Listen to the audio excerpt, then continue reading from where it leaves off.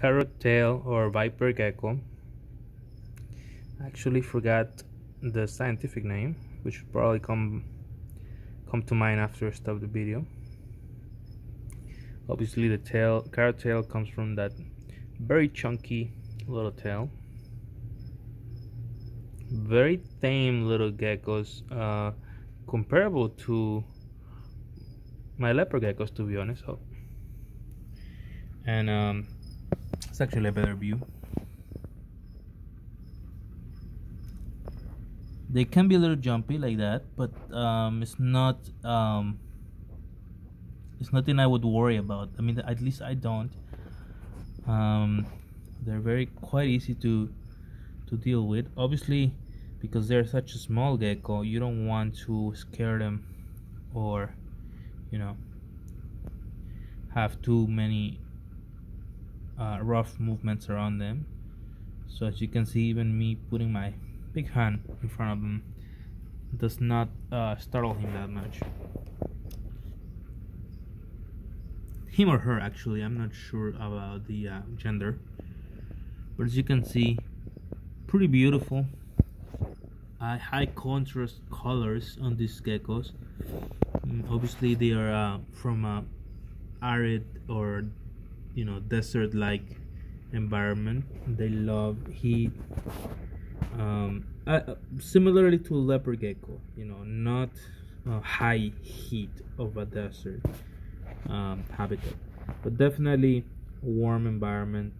And I'm gonna try to grab him with my left hand, which I'm not very good at, but as you can see, very quiet little gecko. Okay, it's easier to grab him here in the carpet.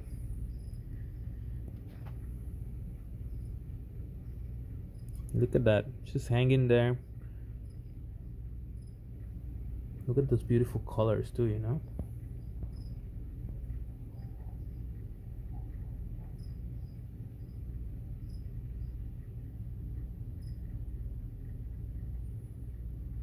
So I'm about to feed him. I keep a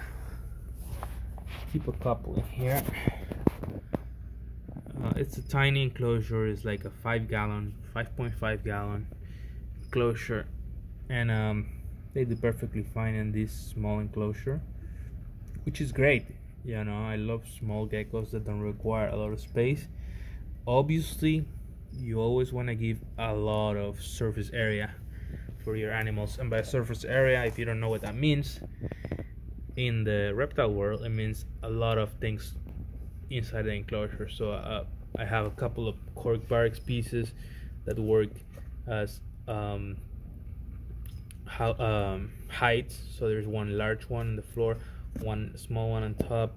We have rocks, vine wood, what is it called, sandblasted grape vine wood, and some decorations, some real plants, one fake plant in the middle. That cactus is actually fake, but I love how it looks. And yeah, so I put some calcium in there, but I've never seen them eat it. I never read about it either. I don't think they actually eat calcium, but I'm very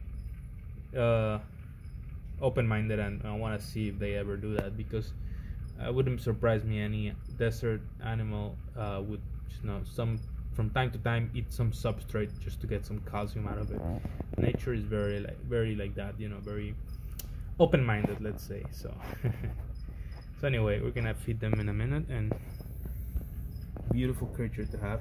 I use a very tiny halogen bulb that provides a nice color and heat, which warms up the enclosure quite nicely, but also provides enough light for the plants to stay alive. They're not thriving, but they're doing okay. I mean, look at the substrate, and even then they're doing fine. Actually, I do have 2 layers of substrate.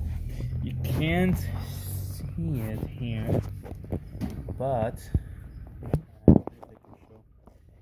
the bottom layer has more loose soil, actual, not potting soil, but more nutritious soil for the plants compared to just sand like on the top layer.